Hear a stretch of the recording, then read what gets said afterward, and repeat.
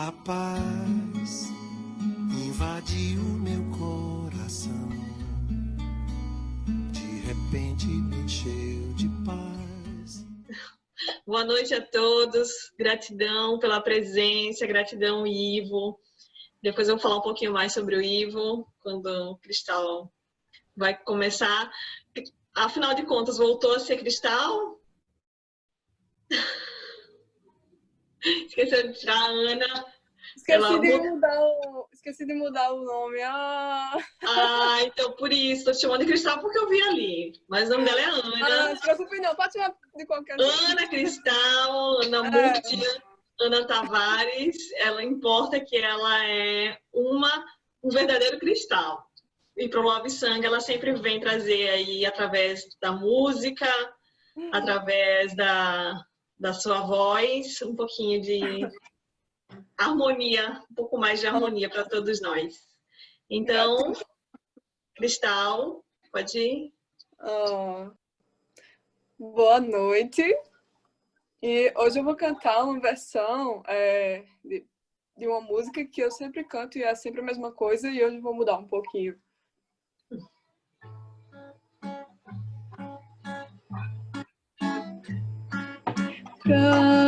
Prabu ape jago, Prabu ape jago, Prabu ape jago, Paramatma jago, mere sarve jago, Sarvatra jago, Prabhu ape jago, Paramatma jago. Deus desperta em mim, Deus desperta em nós, Deus desperta em todos e em todo lugar. Deus desperta em mim, Deus desperta em nós, Deus desperta em todos e em todo lugar.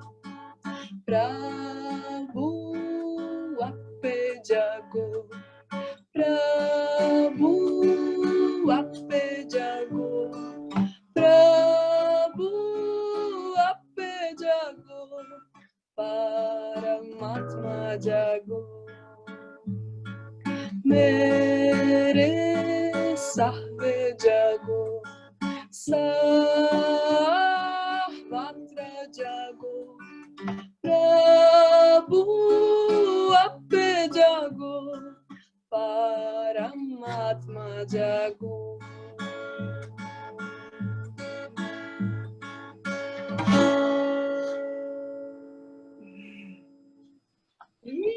Que lindo! Ficou linda essa versão. Essa música é linda. Gratidão. Daqui a pouco a gente chama de novo. Olá, Amanda. Oi, meninas. Oi, Maitê. Tudo bom? Essa é a Tarsila. Oi, tudo bom? Eu lembro.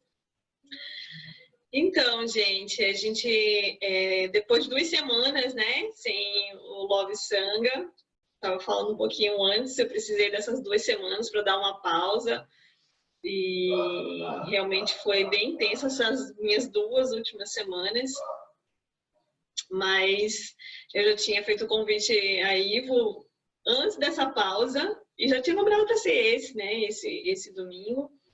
E Ivo é uma pessoa muito querida minha, eu conheço o Ivo há uns 9, acho que foi 2011 o curso. Foi o primeiro curso, ele fez parte da primeira turma de formação de yoga. Ainda estava começando, né, nesse caminho, nessa busca. Ele pode falar um pouquinho melhor. E aí ele me encontrou e nos encontramos. Eu preciso falar, Ivo, da sua profissão. Não sei se você ia falar sobre isso, mas eu conheci Ivo, ele era da Polícia Federal, né? do Instituto de Pesquisa, né? Da Polícia Polícia Federal. Civil. Polícia Civil, isso. É. E como foi a primeira turma, né? Então, assim, já foi uma quebra. Hoje você trabalha como policial? Ainda não. Não. Hoje eu estou como técnico lá na universidade. Ah, tá. E foi nesse caminho que a gente se conheceu, nunca perdemos o contato. Eu sei que você deu aula de yoga quando terminou, porque eu lembro que eu te acompanhava, deu em alguns lugares. E eu fui acompanhando, né, esse desenvolvimento dele. E hoje ele está aqui como um monge budista zen. E quando começou o Observe, eu comecei a circular ele, assim, vendo, será que ele dá palestra e tal, até o dia que eu cheguei para fazer o convite, e fiquei muito feliz por ele ter recebido. E a gente, a princípio, né, eu falei assim, fala sobre a paz, né, mas a paz é tão amplo, né, e aí a gente foi chegando a esse tema, e é um tema que realmente precisa ser falado, né, a gente tem alguns temas aí que a gente tem abordado no Love Sangha, bem interessantes, que são temas que a gente, geralmente quando as pessoas param para falar, gera conflitos, discussões, desconforto, e aqui a gente tem conseguido trazer de uma forma muito, muito suave, muito, muito interessante, e eu tenho certeza que Ivo é essa pessoa que pode falar, até pela trajetória dele, de já ter circulado por outras religiões, enfim, falar melhor também sobre a questão da religião e toda essa questão. Então, agradeço demais ter aceito o convite, agradeço a presença de todos vocês. Lembrando que é um bate-papo, então a gente pode interagir com o Ivo a qualquer momento, não é uma palestra, né? É importante, né, Ivo, até para poder ficar mais rico, que a gente possa fazer esse bate-papo aqui e depois vai ter um pouquinho mais de música. Tá bom? Então, uma boa noite para todos nós.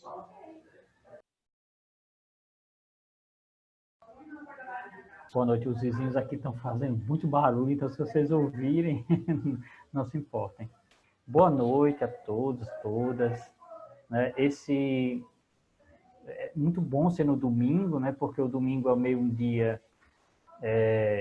Primeiro que é um dia que iniciam as coisas, né? Apesar da gente contar ele como fim de semana, mas ele é o dia que inicia as coisas. E ele é visto assim por uma série de tradições também, né? A diversidade religiosa, falando sobre o meu caminho, né? Quando eu entrei no Zen Budismo, aí eu fui convidado a participar de uma instituição aqui em João Pessoa, na Paraíba, que é o Fórum de Diversidade Religiosa da Paraíba. Então, ele está dentro desse contexto de trabalhar a diversidade, né? Aqui na Paraíba nós temos, dentro do fórum, né, 36, como é que eu vou dizer, entidades religiosas dentro do fórum, né, 36. Isso a gente está contando o cristianismo como uma. Né? Então, o cristianismo, aí você tem o catolicismo, os anglicanos, os protestantes, enfim, todo o ramo cristão, mas fora o ramo cristão, que já é uma riqueza, né? Essa árvore bem bifurcada, a gente tem 36, né? Quer dizer, 35 entidades religiosas, né? Entidades, tipos de crença, tipos de não crenças. Então, assim, às vezes a gente acha que isso não é rico, assim, desse jeito, né? Quando a gente foi para eventos públicos aqui na Paraíba, teve deputados, teve políticos que disseram assim, como assim diversidade religiosa? Só existem 3 religiões na Paraíba, assim, bem preconceituoso, né? Cristianismo, macumba. Então, assim, esse tipo de colocação assim forte, pesada e excludente, assim, é meio que um resultado da invisibilidade das crenças de minoria, né? E aí a gente trabalha justamente para dar visibilidade a outros tipos de crenças e não crenças. Quando a gente vai trabalhar o contexto de diversidade religiosa, a gente tem que trabalhar também com aqueles que não acreditam. Não acreditam em certas coisas ou não acreditam em nada, né? Também é um exercício de religiosidade. Aí, esse tema ele é bem complexo, porque o termo diversidade religiosa é um termo que a gente usa porque não tem outro. Né? Como muita coisa em português, a gente usa ele porque não tem outro para usar, porque se a gente fosse apurar a linguagem, seria bem complicado, né? Eu já discuti várias vezes que esse termo diversidade poderia ser multiplicidade, mas aí multiplicidade já é um trava-língua, né? Já é um pouco mais difícil de falar. E religiosa também. Então, essas duas palavras, diversidade e religiosa, são palavras complicadas e já têm o seu peso histórico, né? Quando a gente diz religiosa, aí as pessoas ligam imediatamente à religião. Aí essa palavra religião também é difícil, porque até para o budismo, a minha religião, a gente tem dificuldade de usar essa palavra religião. Porque, em muitos aspectos, o budismo não é uma religião do jeito que a gente pensa religião, né? O budismo não tem nenhum deus, por exemplo. E também não tem um livro que caiu do céu, uma revelação, não tem ninguém especial dentro do budismo. Então, é complicado usar o termo religião. Aí vai dizer, filosofia de vida, é outro termo complicado para usar. E aí, quando a gente vai falar de ateus, aí a gente coloca ele em onde, né? Não tem onde colocar nesse termo religião. Então, a primeira coisa que a gente precisa pensar, né, na verdade, como Diana disse, esse é um bate-papo, a gente vai conversar sobre esses temas, né? Vocês fiquem à vontade para interagir em qualquer momento e questionar e colocar a sua opinião.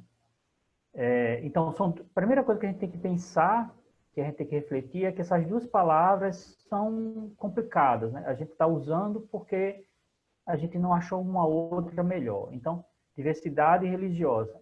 Então, nesse contexto de diversidade religiosa, a gente está pensando tipos de crença e tipos de não crença. A gente também trabalha a palavra espiritualidade, a gente já pensou, é outro tema que vocês podem também pensar e trazer para a gente. Espiritualidade é uma outra palavra complicada, né? Porque vem da palavra espírito, aí uma boa parte das religiões nem tem essa palavra, né? Então, quando a gente pratica yoga, por exemplo, é um tipo de espiritualidade, mas dependente da corrente de yoga, não tem espírito nenhum aí, né? No budismo também não tem espírito, também não tem alma. E aí, como é que a gente vai falar de espiritualidade onde não tem espírito e também não tem alma? Mas aí a gente encaixa isso na espiritualidade, né? Porque aqui no Ocidente, depois da Reforma Protestante, a gente acaba embarcando numa espécie de espiritualidade que não depende de uma religião, né? E aí a gente pensando a religião um pouco mais fechada como uma organização que tem uma hierarquia, que tem um propósito, que tem um conjunto de crenças e tudo mais. Na Reforma Protestante, eu tenho agora uma forma de pensar essa espiritualidade, um indivíduo diretamente ligado a uma divindade qualquer, né? Isso não existia antes, não existia dessa maneira, né? A espiritualidade, ela era sempre uma coisa coletiva, né? Ela era sempre pensada no coletivo. Então, quando a gente vai ver as espiritualidades indianas, por exemplo, que vocês viram no curso, elas não tem outra maneira de pensá-las sem ser coletivamente, né? Tanto que o Atman, ele não é uma coisa individual, ele se manifesta individualmente, mas ele é uma coisa coletiva, né? Então, depois da Reforma Protestante aqui no Ocidente, a gente tem esse tipo de espiritualidade que é individual, né? Eu busco sozinho, né, sem intermediário, sem organização, a minha espiritualidade, a minha transcendência, a minha ligação com o divino, com o sagrado. Isso não tinha antes, né? As religiões tradicionais, elas são sempre pensadas coletivamente. E aí a gente tem, depois dos anos 60, estou sendo meio histórico, assim, meio meio aula, mas é só para levantar questões que eu acho que seriam interessantes, né, para a gente opinar, para a gente conversar. Então, depois dos anos 60, a gente tem essa espiritualidade, na verdade, depois da guerra, né, da Segunda Guerra, essa espiritualidade que é livre, né? Assim como o amor e o sexo iam ser livres, também se pensou numa espiritualidade também livre, né? Que eu pudesse buscar algum conselho e aí fazer essa ligação com o transcendente de maneira mais livre. E aí a gente tem um pluralismo, né, de encontros, né? Eu gosto da palavra, inclusive no japonês, não tem muito essa palavra religião, né? Tem caminho. E aí eu gosto muito dessa palavra para tratar dessa diversidade religiosa, né? Seria uma multiplicidade de caminhos, né? Então, a gente tem hoje religiões, mas mais do que isso, a gente tem caminhos espirituais, né? Caminhos de busca do transcendente. Então, essa variedade, essa riqueza de caminhos é o que a gente tem disponível hoje, né? E com o acesso mais fácil da internet, esse caminho ele fica cada vez mais acessível, né? Então, nessa multiplicidade de caminhos, a gente chega a ter caminhos que são praticamente próprios, né, particulares. Uma pessoa ela pode ter o caminho dela, né? Ela escolheu viver a espiritualidade dela por um caminho que só ela tem, né? Ela bebe de algumas fontes e aí ela faz esse caminho ao transcendente que só ela tem. Mas é um caminho, né?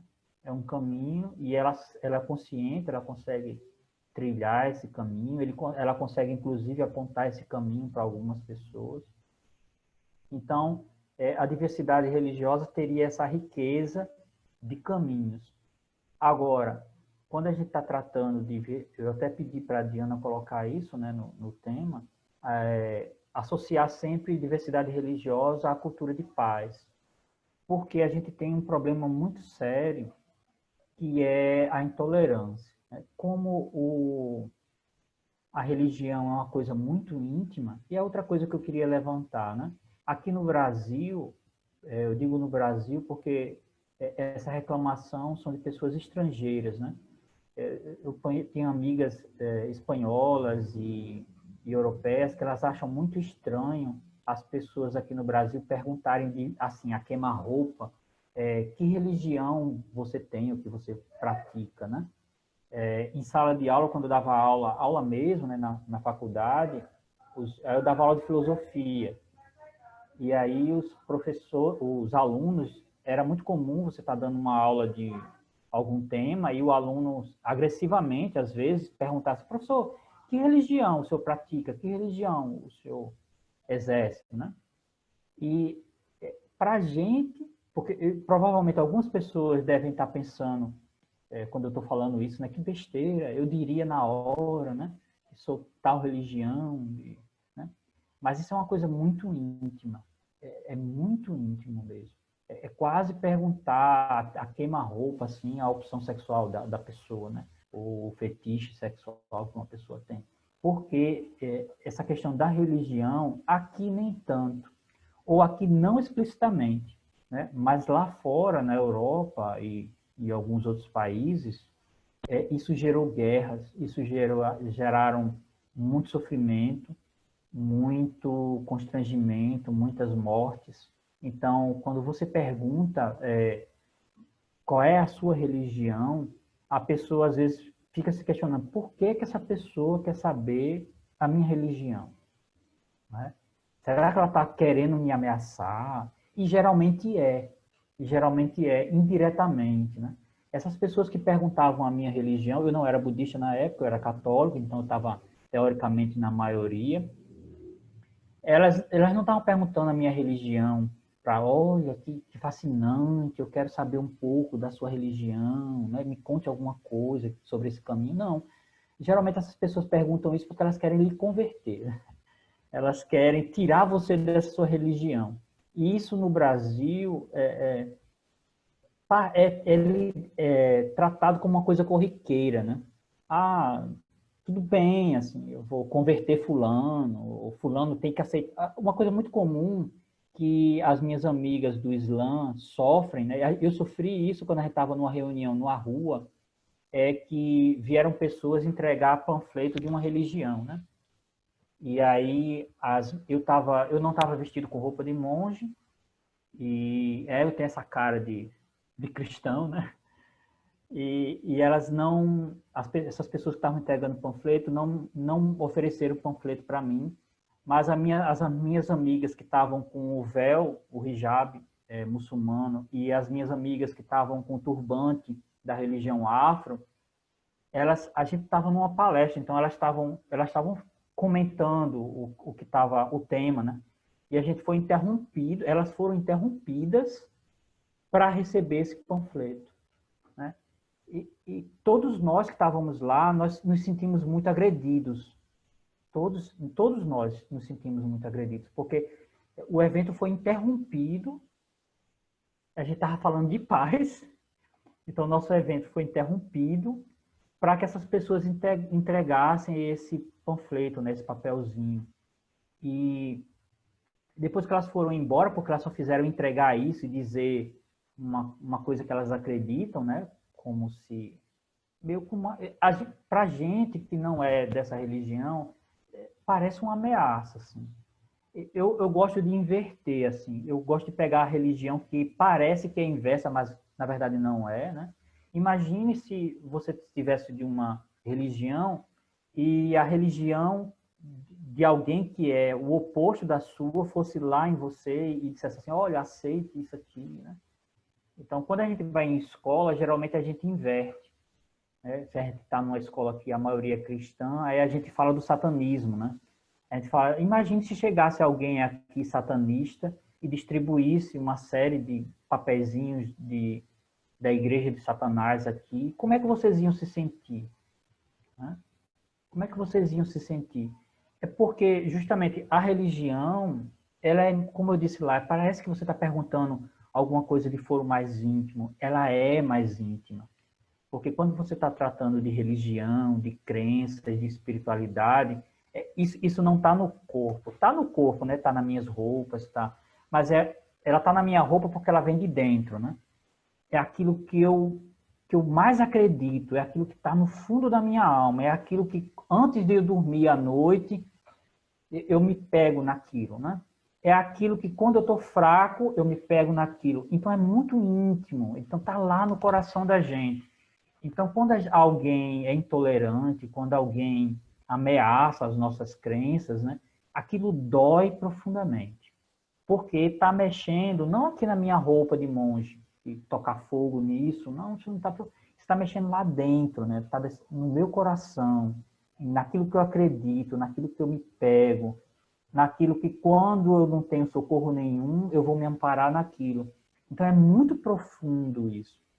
E aqui eu estou falando do Brasil porque eu conheço só o Brasil, né? E essas reclamações das pessoas lá de fora, porque eu acho que amadureceu um pouco por causa do sofrimento que isso causou lá fora, né?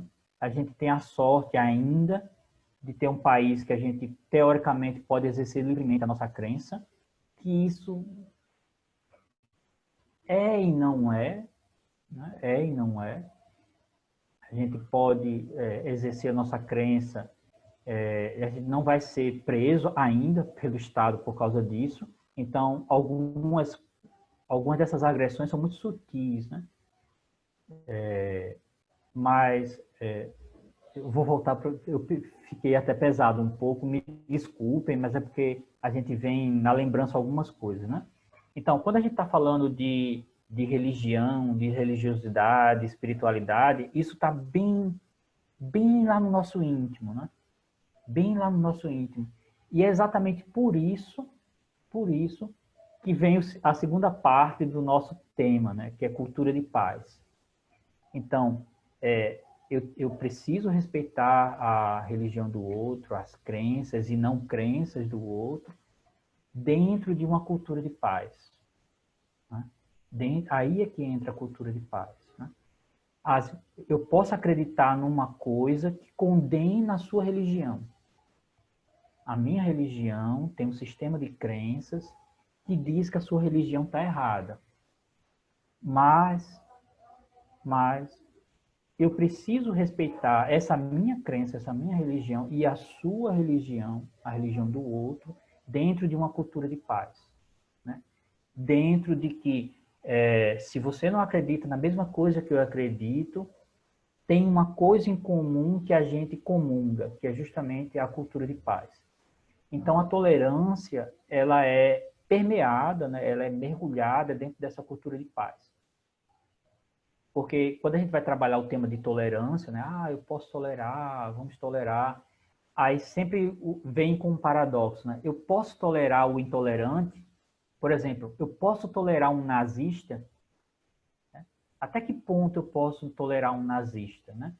Uma pessoa um fundamentalista, um radical, até que ponto eu posso tolerar um radical, né? Até o ponto em que ele respeita a cultura de paz. Essa é a chave, né? Então, a tolerância, ela está ligada, ela está amarrada na cultura de paz. Então, a partir do momento que a pessoa rompe esse limite da cultura de paz, aí realmente a gente vai ter que se defender, a gente vai ter que tomar outros recursos. Se o nosso Estado nos dispõe de recursos para nos defender, a gente busca ele. E se a gente não tem, a gente vai ter que fugir mesmo, a gente vai ter que se esconder, a gente vai ter que sobreviver, né?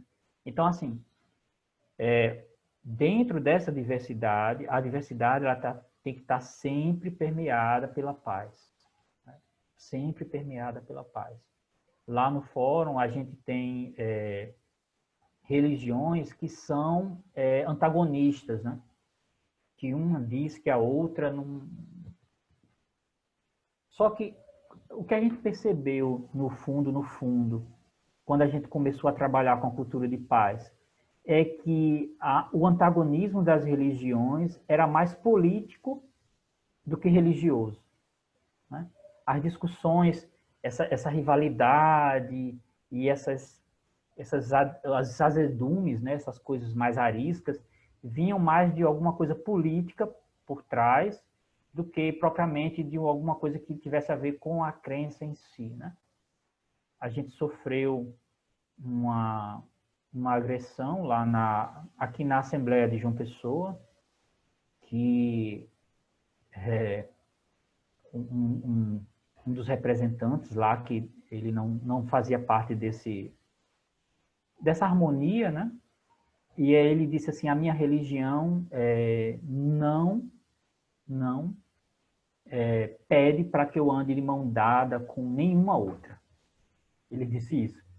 E aí, ainda bem que uma outra pessoa da mesma religião citou artigos dessa religião que defendiam a harmonia, né?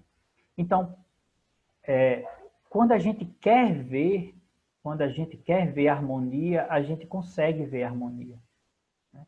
A gente consegue ver harmonia. E uma outra coisa que é muito, que a gente trabalha muito essa questão da diversidade é a empatia, né? Sempre que eu me colocar no lugar do outro, eu vou ter uma resposta harmoniosa, no mínimo. Sempre que eu me colocar no lugar do outro, eu vou ter essa resposta de qual é o meu limite, né? De como eu posso cultivar essa cultura de paz. E é um cultivo. É um cultivo no sentido de que a gente tem que todo dia estar regando, estar arando, estar tirando um matinho. É engraçado que às vezes a gente acha que, nossa, eu estou muito tolerante, eu sou muito pacífico, eu sou muito...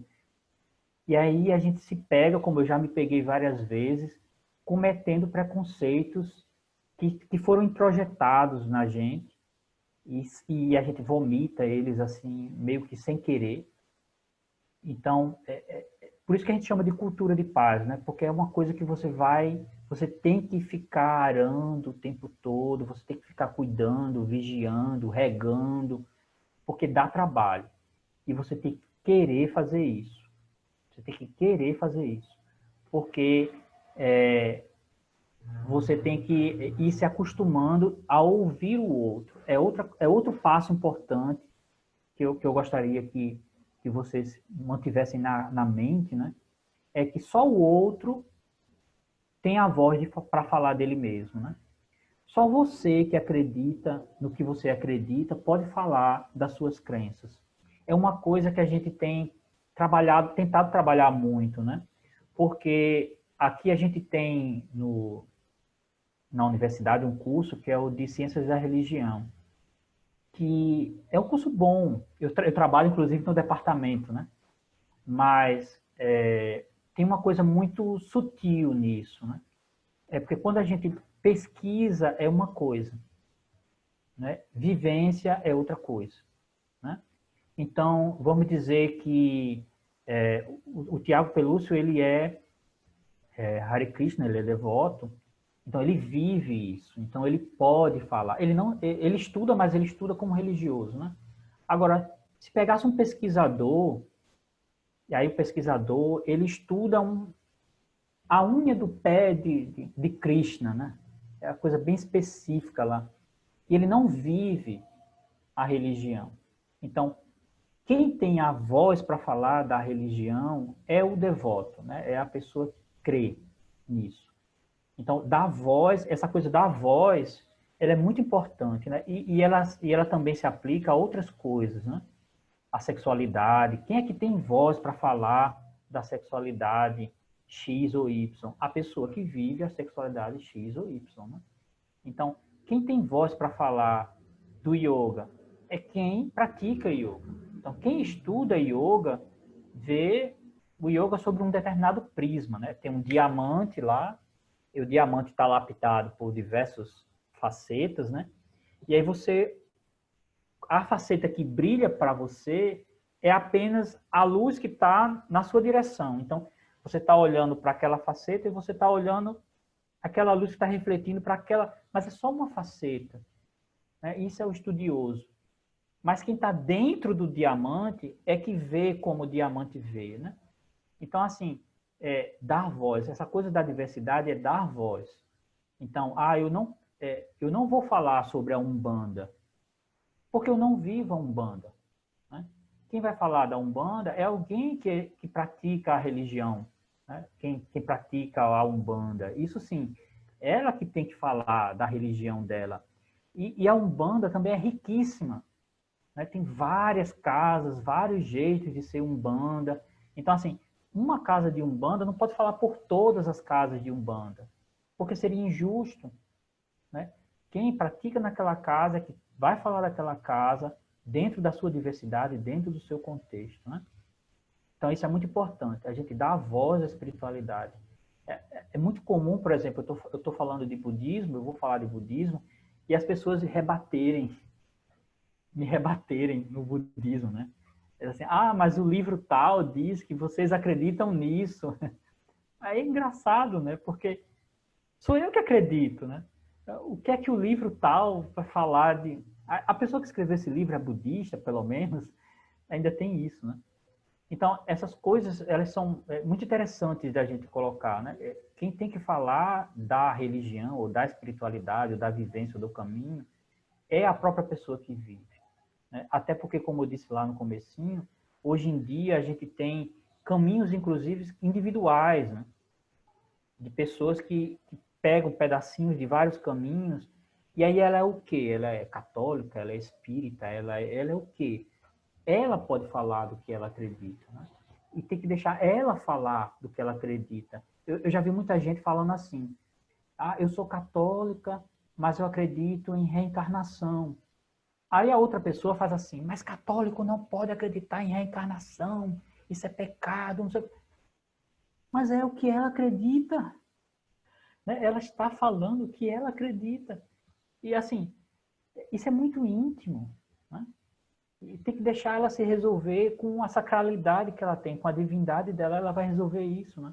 Se um dia ela chegar no caminho e achar que realmente é pecado, que não encaixa, é uma coisa dela, né?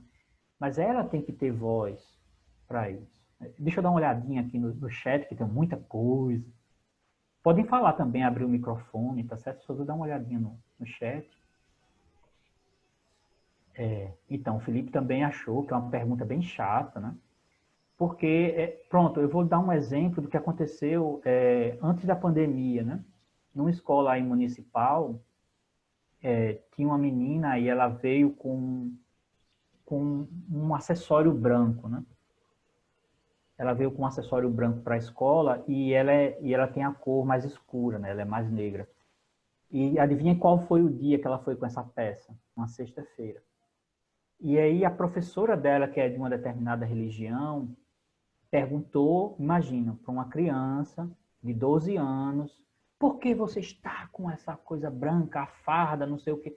O pior é que não é isso, porque acessórios as crianças usam, ninguém fala nada, né? Agora, usar um acessório branco numa sexta-feira, aí a professora se sentiu no direito de perguntar à criança lá. E aí a criança toda constrangida, né, baixou a cabeça, não respondeu. E aí uma outra coleguinha fez, ela é catimbozeira, professora. Ela vai para o inferno. Aí, mais uma vez, vamos usar aquela regra, né? Vamos nos colocar no lugar dessa criança. Né? Ela tem uma religião de minoria, ela sofre preconceito pela sua cor, e aí ela está sendo agredida em sala de aula, que devia ser um espaço comum, né? Imagine você agredir no seu íntimo, assim, no que você acredita, naquilo que você mais... que a sua vozinha cantava aquela música de niná, que para ela é dentro da religião dela, né? Então você imagina a sua memória afetiva sendo agredida ali, e todo mundo lhe olhando, que você vai para um lugar que não é nem da sua religião, porque não tem inferno lá, né? E aí todo mundo, você vai para o inferno, você é maldita. E a professora não ter sabedoria de dizer... Primeiro, que ela não devia ter perguntado isso, né? Por que ela perguntou isso? Mas isso foi uma coisa que aconteceu agora, antes das escolas fecharem, né? Imagina que coisa sofrida essa criança passou, né? E aí ela não consegue dizer que era de determinada religião. Imagina a cabeça dessa criança, né? Ela não pode assumir, e a gente está em 2020, onde uma criança que tem uma religião não pode dizer que tem essa religião. Vocês lembram? Imagina, o povo fala de holocausto lá da Alemanha, mas a gente vive isso no Brasil todos os dias. Todos os dias. Né? Peço licença para falar rapidamente.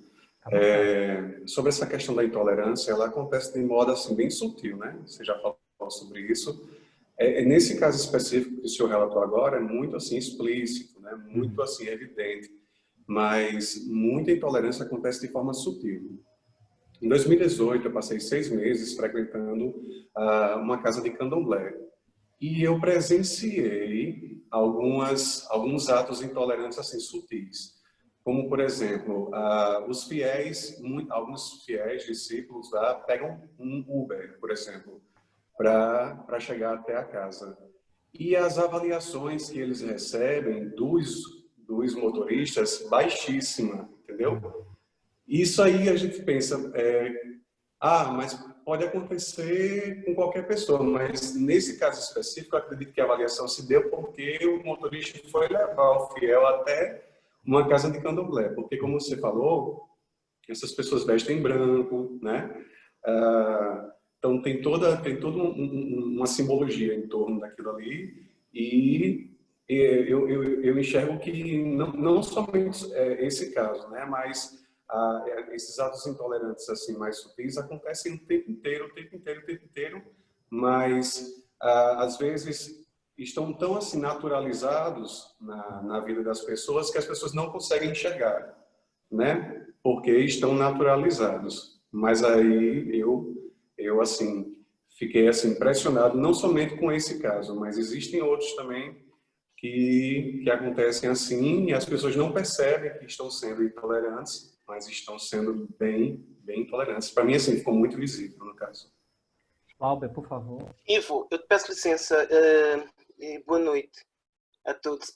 Após o comentário do Felipe, eu escrevi aqui que na Europa questionar a religião alheia é um ato de grosseria, né? Eu falo pela experiência portuguesa, um país de 85% da população católica, mas Pernambuco, Portugal é Pernambuco, em termos, em dimensão geográfica e populacional.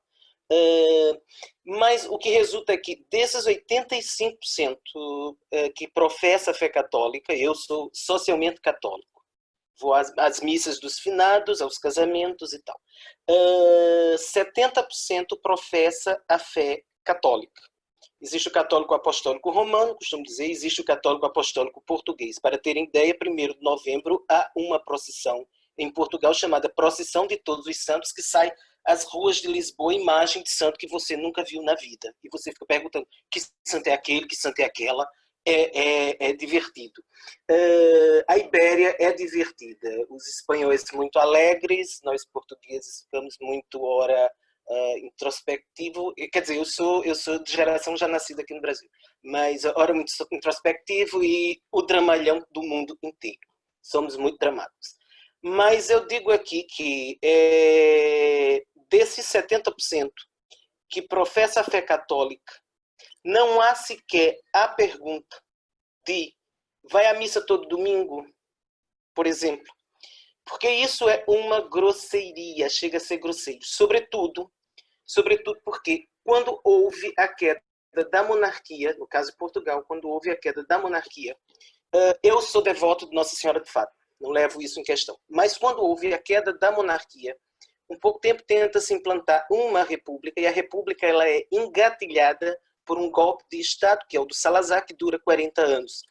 E, paralelo à ascensão de Salazar, veio, digamos que, a projeção mundial de Fátima, certo? Tanto é que falam que Portugal foi instituído em 3 Fs: futebol, fado e Fátima. Mas o que eu quero lhes dizer é o seguinte, que após a Revolução dos Cravos, o Estado tornou-se definitivamente laico, respeitando a Conferência de Nuremberg, o Tribunal de Nuremberg, que julga as atrocidades da Segunda Guerra Mundial e estabelece que todos os Estados da União Europeia devem ser, de fato, laicos para que evite a questão do antissemitismo. Né? Nós vamos observar nessa deixa do Tiago uma coisa muito importante, que mesmo assim existe um quê de intolerância institucionalizada, certo? Uma intolerância muito sutil, que na maneira de ver o outro, você externa essa intolerância, uma intolerância sistêmica. Eu era criança e morria de medo quando minha bisavó contava-me a história da velha moura torta. Por que a velha moura torta? A velha moura torta vai remeter ao que vim descobrir depois, que era a bruxa de Évora. Né? A velha moura torta, porque não era, digamos que, a jovem infanta Catarina de não sei o que, certo? Então nós vamos observar que nossa história, do ponto de vista de intolerância ou intolerâncias, isso vem aos LGBTs, isso vem aos que professam as matrizes africanas, isso vem ao racismo estrutural que nós temos, não só no Brasil, mas eu diria que no mundo inteiro. Essa coisa de dizer que na Europa não se pratica racismo, que na Europa se pratica muito, agora se pratica desta maneira sutil. Você tem como grosseria questionar, vai à missa todo domingo, mas você tem, por exemplo, a história da velha moura torta. Certo? Era essa contribuição que eu tinha dado. O Jair também quer falar, né? Pode falar, Jair. Boa noite. Primeiro, uma observação. Eu não sabia qual era o assunto da live. Eu participo, não quero nem saber qual é. E peguei uma camisa aleatoriamente. Vou mostrar para vocês. Tem escrito a palavra grega oikomene, que é ecumênico, que foi no seminário sobre ecumenismo, tinha diversas. E quando você falou na diversidade, no Fórum Paraibano, eu lembrei que foi casual. A primeira observação sobre o que você falou do caminho. Que os cristãos do início, os cristãos logo após a morte de Jesus, quando ele se reuniu nas catacumbas, eles eram conhecidos como os do caminho. E até hoje, muitos católicos, quando querem se referir a algum católico que tem uma inserção maior na igreja e tal, diz, fulano é de caminhada. Acho que alguém já prestou atenção nisso. São observações. Agora, sobre essa questão você falou das pessoas no evento e distribuírem panfletos, eu acho, queria que você falasse um pouco sobre se o proselitismo é um mal das religiões. Eu penso que sim, e cito como exemplo, o maior exemplo, os jesuítas na colonização, que vieram para salvar os índios, mas, na realidade, impor a religião católica, desrespeitando todas as belas crenças dos índios. Eu queria que você falasse sobre isso. Eu creio que o proselitismo é um mal das religiões, uma falta de respeito. É isso. Obrigado. Obrigado, Jair. Obrigado, Flávio. Obrigado, Tiago, pelas contribuições. Eu só vou terminar aqui de ler os chats, né? Então, o Felipe também disse que Popper vai falar do paradoxo da intolerância, né? Que é aquilo que a gente já falou. Até onde eu vou tolerar o intolerante? A Hannah Arendt também, né? Que é uma filósofa que é dessa época do pós, né? O pós-nazismo, pós-guerra. E ela vai falar disso, disso mal, né?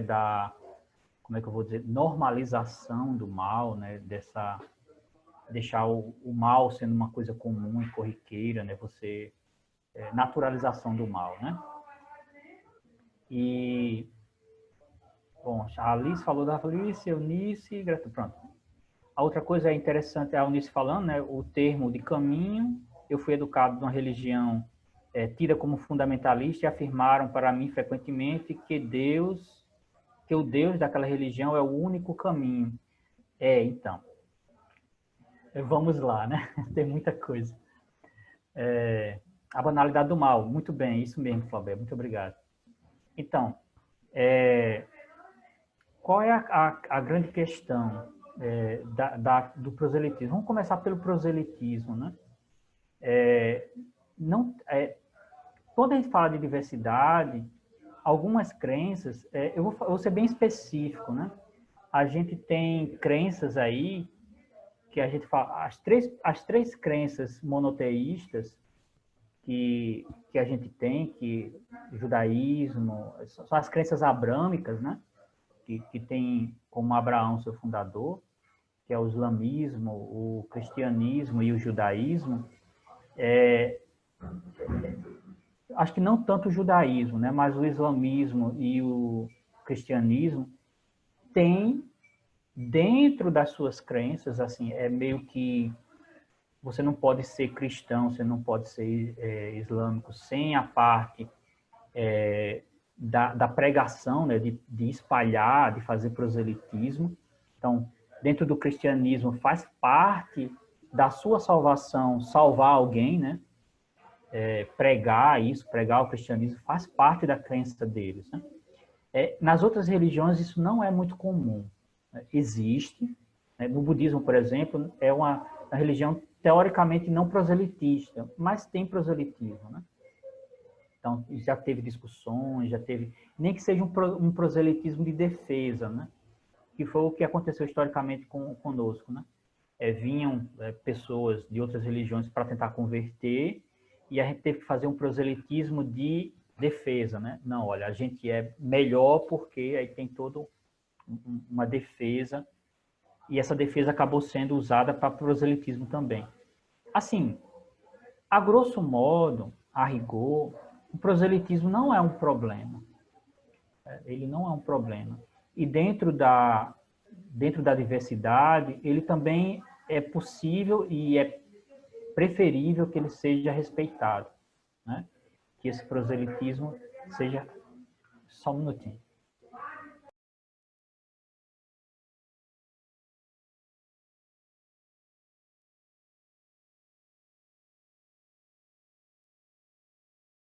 Desculpa, é que o barulho está muito alto aqui. Não sei se vocês conseguem ouvir, mas está muito alto. Então, o proselitismo ele não seria um problema, né? Porque as pessoas, elas são passíveis de mudar de religião, né? E esse mudar de religião, principalmente agora, né, na nossa era, esse mudar de religião, ele faz parte da liberdade do indivíduo, né? Eu posso mudar de opinião, eu posso mudar de crença, eu posso mudar de religião, eu sou livre para isso, né? Eu sou livre para adotar as religiões e o... Só um minutinho.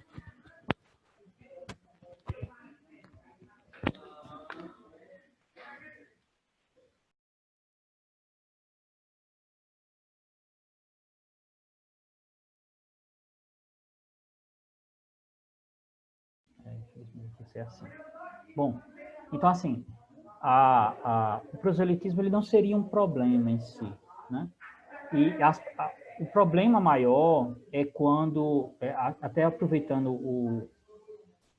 o comentário, esqueci, acho que foi a Eunice que fez o comentário, que é o único caminho, né?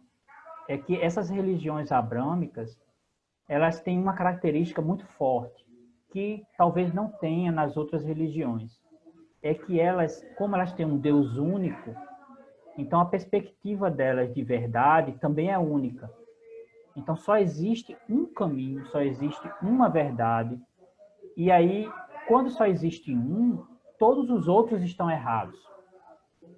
E aí isso é muito complicado nessa questão da diversidade e do respeito ao outro. Porque quando você pensa nessa questão bipolar, né, assim, que uma coisa é a certa e as outras todas estão erradas, todas as outras possibilidades estão erradas, inclusive dentro da própria crença. Então, você tem dentro do cristianismo, cada um dos diversos ramos do cristianismo, cada um deles acha que a sua verdade ou a sua versão do cristianismo é a correta. E as outras versões estão completamente erradas, ou pelo menos parcialmente erradas, e não vão ter salvação. E se dentro do cristianismo uma está certa e as outras estão erradas, as outras que estão fora, aí é que está tudo errado mesmo. Então, esse é o grande problema do proselitismo. É quando você não consegue aceitar as outras coisas. E você vê as outras coisas não como enriquecedoras, mas como ameaças. Aí é que está o perigo, aí é que está a grande questão disso. Então, quando os jesuítas vieram e converteram nossos índios, por incrível que pareça, eles estavam considerando isso uma ameaça, né?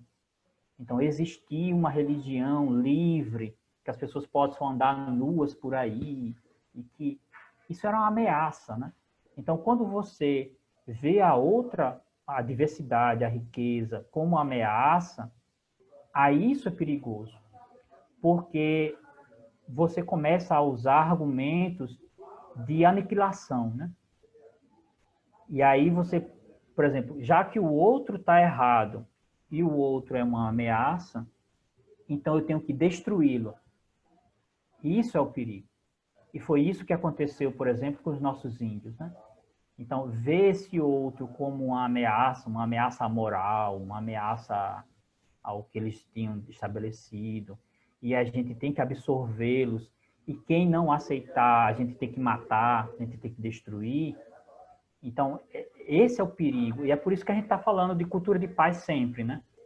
Então, essa diversidade ela tem que estar sempre aliada à cultura de paz. Então, por exemplo, quando eu vejo o proselitismo dentro da cultura de paz, aí eu vejo aquilo que eu falei antes, né? A diversidade não é ameaçadora, porque todos nós podemos mudar de opinião e mudamos de opinião, né? Quantos de nós pode dizer que quando a gente era criança pensava de uma maneira e hoje pensa exatamente da mesma maneira? A gente muda, todos nós mudamos. O que vocês acreditavam há 10 anos atrás não é o que vocês acreditam hoje. Então, pode ser que eu me converta num radical islâmico. Não sei amanhã. Mas aí qual é o problema? O problema é que se eu não consigo ver que o outro pode mudar de opinião e destruí-lo, eu elimino até a possibilidade de uma conversão. Se as pessoas mudam de opinião e se elas mudam com o tempo, Se eu, porque agora ela não acredita, destruo essa pessoa, destruo essa cultura, aí eu não dou margem para que a pessoa possa mudar de opinião. Então, assim, esse tipo de proselitismo, de que você sente o outro como uma ameaça, que você tenha que destruir o outro, né? Isso é que é perigoso. Né? Isso é que é perigoso. O proselitismo em si, não sei. Né? O proselitismo agressivo, sim. Né? Então, porque, por exemplo, essa pessoa que veio interromper uma reunião e entregar um panfleto, né? Ela provavelmente... tem uma coisa muito importante, assim, que são os pressupostos de... É uma coisa que eu anotei, eu vou comentar agora, né? O Jair falou do ecumene, né? Do ecumenismo, né? Eu queria esclarecer 3 coisas, certo? Quando a gente está falando de diversidade religiosa. Uma coisa é universalismo, a outra coisa é ecumenismo e a outra coisa é diversidade ou multiplicidade religiosa, né? E eu não estou falando de diálogo religioso, que é outra coisa também. Então, isso eu combato muito, inclusive dentro do meio, porque é comum fazer isso. O universalismo, e é comum as pessoas dizerem isso, né? Todas as religiões dizem, no fundo, a mesma coisa. Aí não é. Não é. Você está desrespeitando a diversidade quando você faz isso. Porque quando você universaliza a religião, quando você diz assim, todas as religiões são iguais, ou no fundo, levam para a mesma coisa, ou são caminhos diferentes que levam para a mesma coisa, não é assim. Você está desrespeitando a diversidade. Quando você universaliza, quando você diz assim, todas as religiões são iguais, você está dizendo, todas as religiões são iguais à minha. Então, eu vou ver todas as religiões, toda essa riqueza com o meu óculos, com o meu prisma. Então, quando você diz assim, todas as religiões respeitam o amor, esse discurso, eu bato muito em cima, né? Quando a gente vai para reuniões assim, aí as pessoas dizem isso. Minha gente, tem povos que nem essa palavra amor existe. Os nossos índios são um exemplo disso, né? Acho que todas as, eu não vou dizer, mas a maioria das línguas, são 147 línguas indígenas por aí, que a gente ainda tem, e elas não têm a palavra amor, né? Tem a palavra adaptada para amor.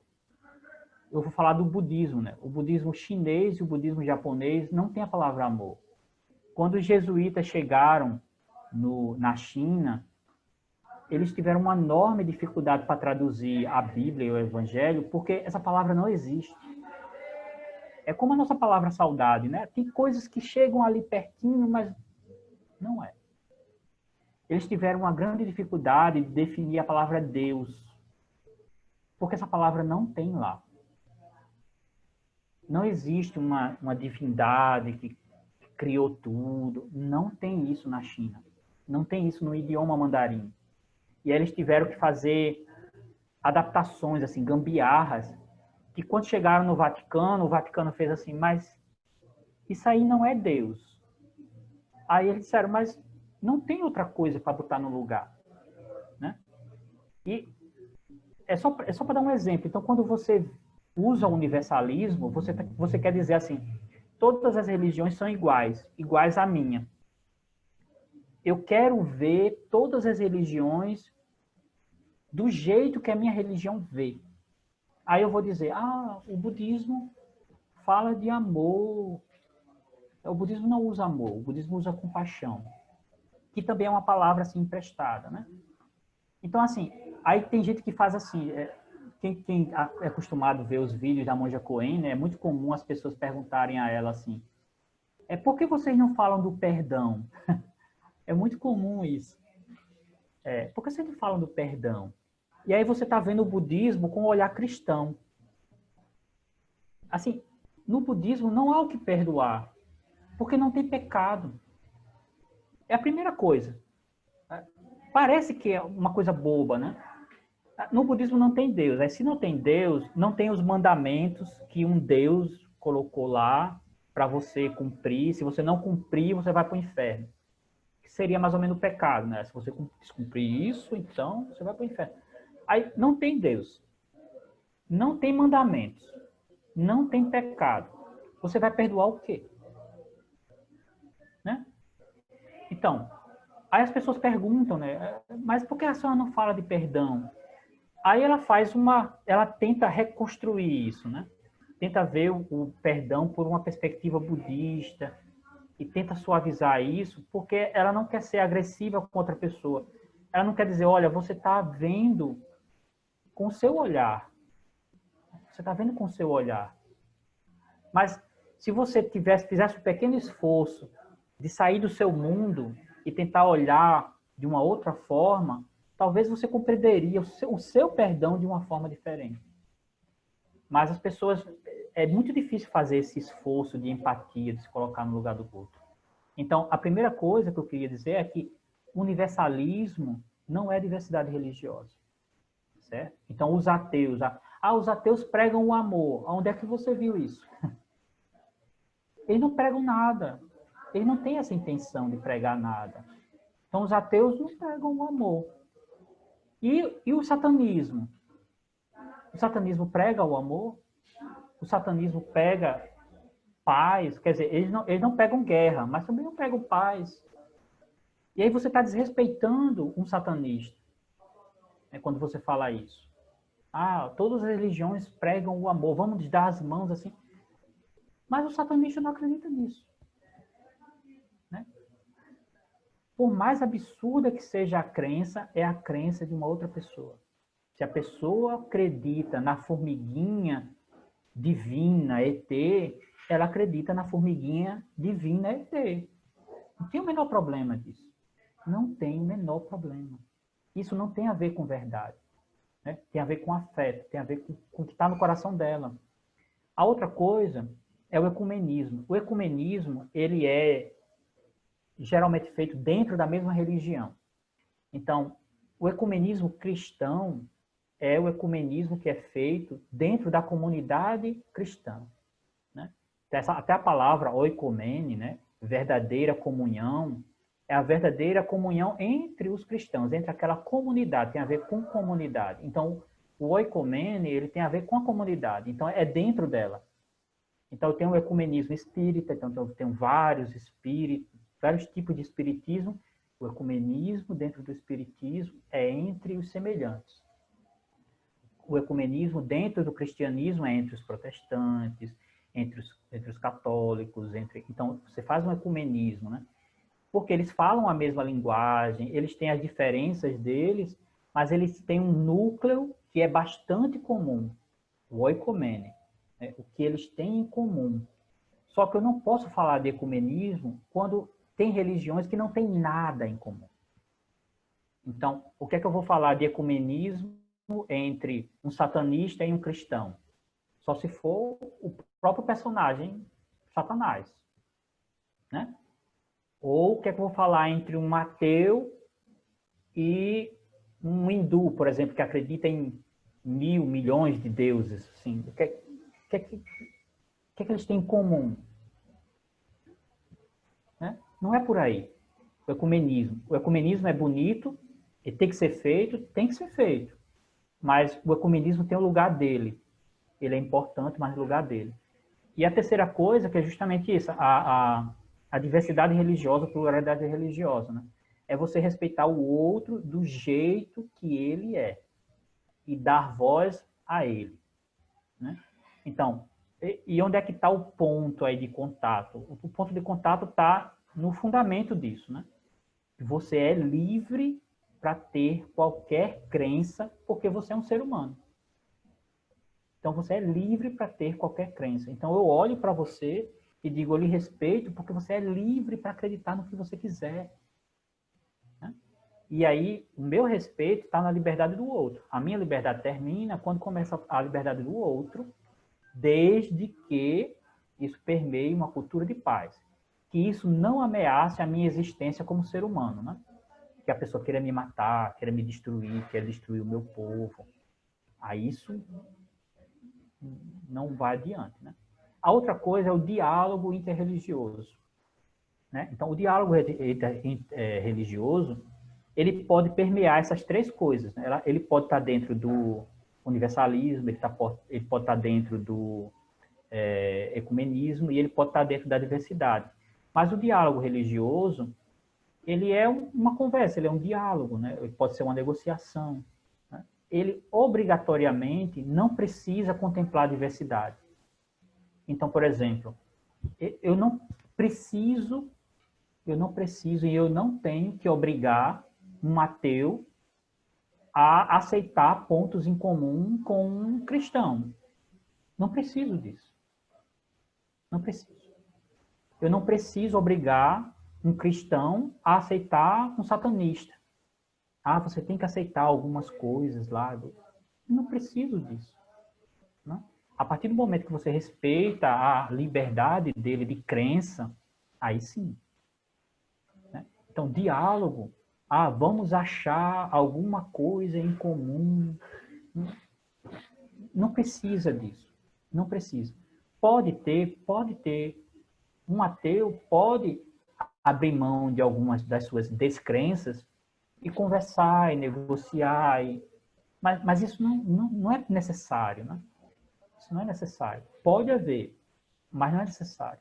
Então, diálogo religioso não é explicitamente respeitar a diversidade religiosa, né? Inclusive, existem diálogos interreligiosos que acabam sendo agressivos com alguns tipos de crenças e não crenças, né? Vocês podem, um monte de crenças, concordar em discordar de uma outra crença. E isso não é. Isso é diálogo interreligioso? É. Mas isso é respeito à diversidade? Não. Né? Deixa eu ver só o comentário aqui. Sim, o Flauber fez o favor de mandar uns textos, né? Compartilhou uns textos aí. E aí vocês podem ler esse material, né? Acho que talvez enriqueça bem mais a nossa perspectiva. E aí eu vou falar um pouquinho acho que já terminei, né? Pronto. Quem quiser falar, comentar alguma coisa. Ivo, me escutas? Sim.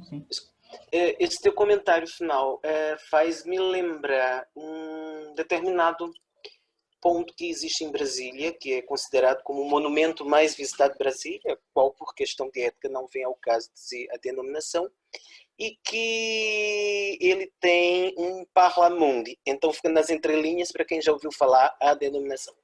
E que adentramos esse espaço e vamos verificar a proposta do Alziro Zaru. Então já fica mais próximo a quem sabe dessa história para compreender, mas a sigla não direi, porque os mais novos são mais danados e saem colocando nas mídias sociais.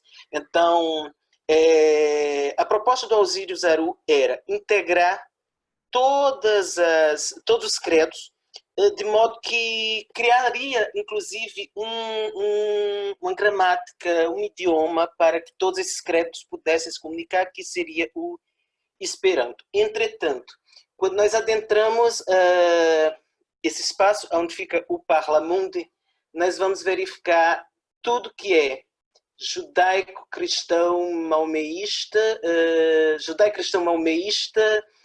asiático, em que pessoas da classe... É um espaço da classe média alta e da classe mais abastada de Brasília, e que é um espaço que integra as pessoas das cutes brancas, dos olhos azuis de todo o Brasil e dos outros países que vão. Não há simbologia alguma às religiões de matriz africana. A única coisa que aproxima é o Vale do Amanhecer, por conta da aproximação da Tia Neiva com o Zaru ao período que estava sendo construído o Parlamundi, que foi inaugurado por Paiva Neto. Então chega mais próximo de saber qual sigla eu estou a denominar, certo? Tens essa mesma ideia?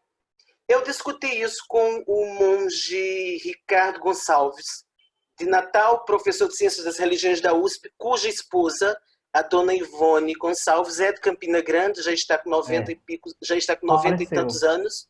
Faleceu esse ano. Foi? Não Então, sabia.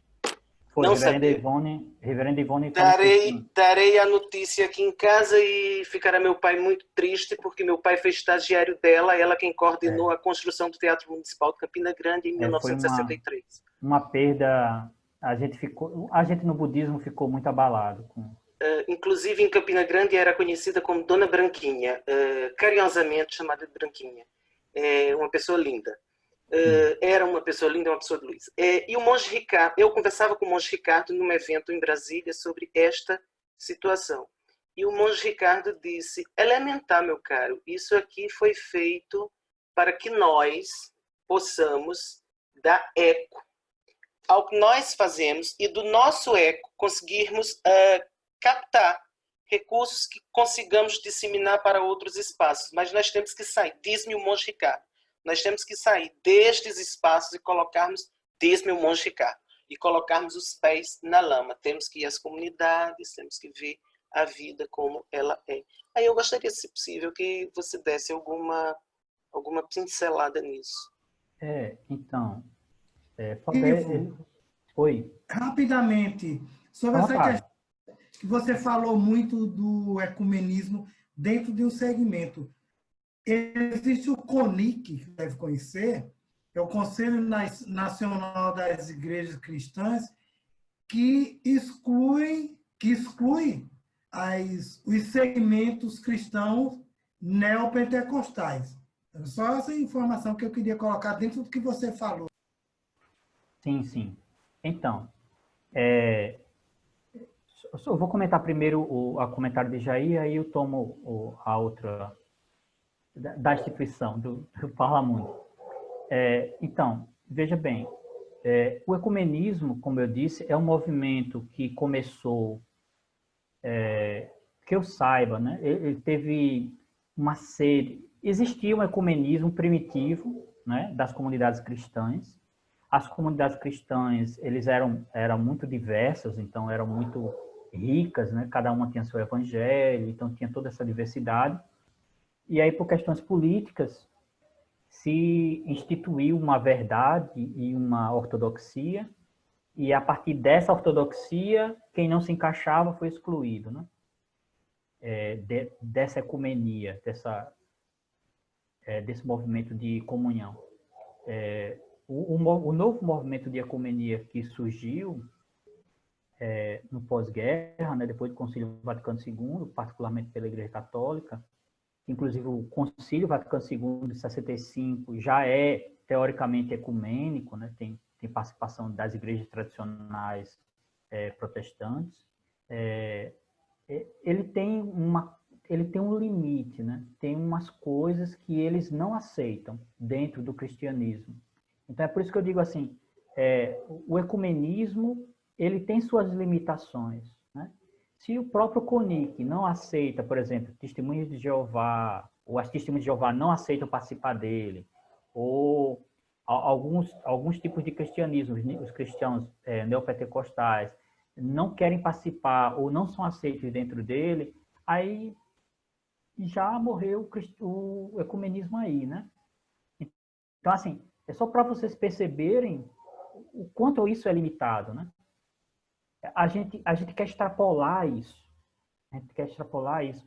Quer extrapolar para que quem, por exemplo, quem pratica uma espiritualidade do yoga, por exemplo, onde é que vai fazer ecumenismo se ele não tem uma organização atrás? Se ele não tem uma religião, uma hierarquia, né? Onde é que ele vai participar desse diálogo? Porque ele não vai ter representante. O representante é ele mesmo. É ele que construiu o caminho, ele que está experimentando esse caminho. Então, o que a gente quer é uma coisa maior do que isso, né? A gente quer que a pessoa que acredite na formiguinha atômica possa acreditar na formiguinha atômica e faça o bem e possa falar disso, né? Quando a gente fala de universalismo e de ecumenismo, a gente acaba limitando, né? Porque a gente vai dizer, alguém tem que ser aceito para ser incluído aí, porque não pode estar muito errado dentro da verdade, né? Esse é um problema, né? Quem é que vai determinar quem é que está muito errado, quem é que não está tão errado, para poder existir, para poder conversar, para poder... Então, assim, esse é o limite do ecumenismo. Como eu disse, não é que o ecumenismo seja ruim. O ecumenismo é muito bom, mas ele tem o seu lugar, ele tem o seu espaço, ele tem a sua importância, né? E como mais uma vez dizendo, o ecumenismo não é só dos cristãos, né? A palavra é grega, está muito associada ao cristianismo e às religiões abraâmicas, mas ele pode ser expandido para outros tipos de crenças, né? Dentro de si. Voltando para o comentário do Flaubert, esse espaço aí, inclusive quando eu não tinha crença nenhuma, ele já não me agradava, né? Porque ele se diz multirreligioso, vamos dizer assim, mas se você for de uma determinada crença, quando você entra no espaço, você se sente ofendido, né? O espaço tem uma pirâmide, o espaço tem ladrilhos preto e branco, o espaço tem um cristal, então se eu for de uma determinada vertente cristã, eu não vou me sentir confortável lá, porque tem um cristal em cima de mim. Aí, essa determinada crença cristã, ela não acredita nesse poder dos cristais, né, de canalizar, não sei o quê. Então, isso já é agressivo para mim. Isso estou falando de cristianismo. E aí você vê o quanto o resto está excluído. Esse é o problema da gente tratar do universalismo, né? De ver as religiões como...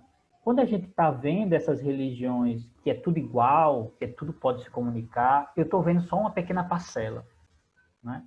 Eu não estou considerando que cada tribo, cada etnia de índios no Brasil tem sua religião própria. Se eu for contar só as línguas que eu falei, são 147. 147. Onde é que essas crenças estão lá nesse espaço? Em lugar nenhum. Em lugar nenhum. Né? Eu tenho crenças quase extintas no mundo. Né? Falando da minha, do budismo, eu tenho budismos que só tem ali numa ilhazinha. Né? E quando é que eu vou falar dessa crença? Nesse espaço? Não vou falar nesse espaço. Então, por exemplo, eu tenho casas aqui em João Pessoa, de candomblé, que tem um rito próprio. Né? Só tem ele, praticamente. Onde é que esse rito, que só tem aqui, por exemplo, a Jurema, né? A Jurema é uma religião que pelos historiadores, nasceu aqui, né? É um aglomerado de crenças e que se constituiu e que nasceu aqui, na Paraíba. Onde é que está a Jurema lá? Né? Então, eu tenho uma coisa na capital federal, na capital do Brasil, com terreno público e tudo mais, que era para contemplar todas as religiões, e a religião brasileira, que é a Umbanda, que nasceu no Brasil, que tem a cara do Brasil, que tem a cor do Brasil, não está lá. A religião que nasceu aqui na Paraíba, Jurema, e que é importante aqui na Paraíba, não está lá. Né? E a outra coisa que é perigoso no universalismo é que ela não permite a diversidade de vozes. Né? Tem sempre alguém falando por. Então, quando esse problema do universalismo gera, por exemplo, o constrangimento de algumas pessoas não se assumirem. Do mesmo jeito que tem na sexualidade, tem gente enrustida, tem crenças enrustidas, por uma série de fatores. Né? Se a gente fosse colocar todas as pessoas que acreditam no Brasil, de certa forma, em muitas crenças que são tipicamente africanas, as religiões de matriz africana não seriam minoria. Né? Então, se eu for falar de pessoas que acreditam, por exemplo, uma observação interessante, não é uma crítica, é um comentário antropológico, né, de uma antropóloga, antropóloga francesa, que ela foi falar sobre um determinado grupo que é muito famoso aí, que tem televisão e tudo. E ela olhando de fora, com o olhar francês, ela fez assim: ah, que interessante essa religião que é de matriz africana, ter um espaço na televisão e ser tão rica. Mas essa crença não se vê matriz africana, essa crença se vê como cristã. Mas se você for analisar todos os aspectos externos, ela é uma crença africana. Ela acredita em encosto, ela se veste de branco, ela usa magia, a gente fala qualquer coisa que você faça que tem um efeito sobrenatural, né? Palavras mágicas, você pegar uma rosa e fazer uma coisa, né? Um ritual em cima dessa rosa, e essa rosa tem um poder que a pessoa não tem, né? Um poder que está fora dela, um poder sobrenatural. Isso não é cristão. Isso é religião africana. Isso é magia, né? E aí, a maior parte dessa crença está mais dentro da religião africana do que da religião cristã. Mas ela não se assume assim. Por que ela não se assume assim? Por causa de todo o preconceito que, inclusive, ela mesma prega, né? Mas uma pessoa que vê de fora, um japonês, visitar um terreiro e depois visitar essa igreja, ele vai dizer, essas são variações da mesma religião. Mas não é porque a Umbanda é cristã. É porque essa outra religião tem muito da Umbanda. Inclusive, ela expulsa coisas que só tem lá na Umbanda, né? Quando ela vai dizer assim, eu tirei tal entidade, e aí ela descreve com detalhes essa entidade, mas essa entidade não existe na Bíblia. Essa entidade não existe nos escritos cristãos. Não existe o nome dessa entidade lá. De onde é que ela tirou? Da outra crença. E aí tem muitos brasileiros que acreditam em encosto, independente da religião. Tem muito budista que acredita em encosto, que acredita em coisas mágicas, em velas de bênção, em chaveiros, mas isso não é budismo, né? Porque essas crenças, como eu disse, elas são muito afetivas, então elas estão lá dentro da gente, né? Só que a pessoa tem medo de dizer.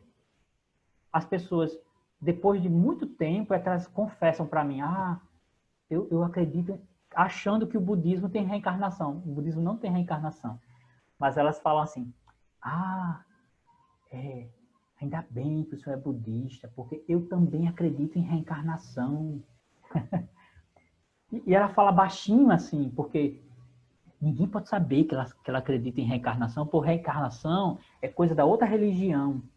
E se alguém ouvir ela dizer, aí ela, né, não tem fogueira hoje, mas tem uma fogueira social, né? As pessoas lhe condenam. Se você for de tal religião, se você se expressar, se você manifestar qualquer crença daquela religião, você é condenado. Você sofre fofoca, você sofre bullying. Mas muitos brasileiros têm crenças enrustidas, crenças que eles têm vergonha de dizer. E o que a gente tem que se questionar é, por que é que eu tenho vergonha de manifestar a minha crença?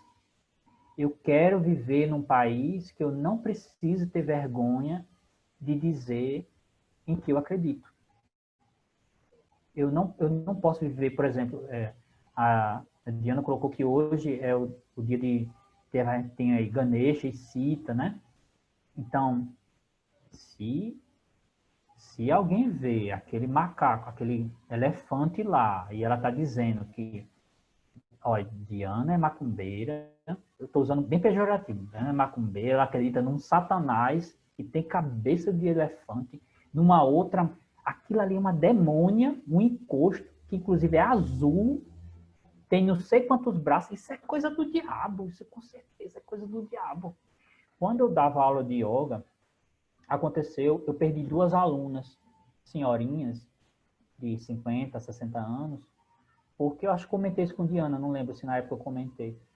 Porque na época, o Samuca tinha um programa, Samuca Duarte da televisão aí, ele tinha um programa numa rádio, e aí ele disse na rádio que os ricos iam para o inferno porque eles faziam yoga, que era coisa do diabo, que tinha um terço do inferno, que era o Japamala, que rezava o terço do inferno e fazia posturas luxuriosas, porque o demônio incita a luxúria, entendeu? Posturas sensuais, coisa do inferno mesmo, coisa do Satanás. Ele disse isso. E quem praticasse, aí ele dizia assim, não se enganem com isso. Eles têm uma linguagem bonita, de paz, de amor, mas eles estão vendendo coisa do diabo. E se você for enganada, pois você vai para o inferno. Ah, essas senhorinhas chegaram para mim e disseram, olha, Ivo, a gente não vai mais fazer sua aula, não. Por que vocês se machucaram? A mensalidade está cara? O que é que houve? Não, é porque a gente ouviu o Samuca dizer que... Eu usava um japamala na época, né? No pescoço para dar aula. Aí ele falou aí do texto de Satanás que você usa, né? Dessas coisas com cheio de braço, não sei o quê.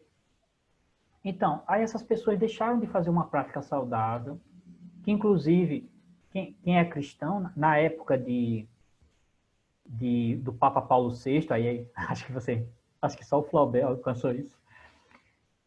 O Papa Paulo VI, ele praticou o yoga, né? Eu já nasci no papado de João Paulo II, viu? Desculpe, então... Eu já nasci no papado de João Paulo II. Então o velho sou eu. Bom, enfim, o Papa Paulo VI, ele fazia yoga, né, por recomendação médica, e ele recebeu tilaka quando ele visitou. Porque ele foi o primeiro a visitar, né? Porque o Papa nem saía de Roma. Ele foi o primeiro a visitar os países lá. E algumas igrejas cristãs acusam ele de ser a primeira besta-fera justamente por isso, né? Porque ele fazia yoga e ele recebeu uma tilaka, que era o 666. Ele recebeu explicitamente o sinal do demônio. Ivo, Então, assim... Dom José Maria Pires foi questionado uma vez por uma senhora sobre se era certo ou não. Ele disse, eu sou praticante. Eu era aluno da professora Cristina. Ele era aluno da professora Cristina. Sim.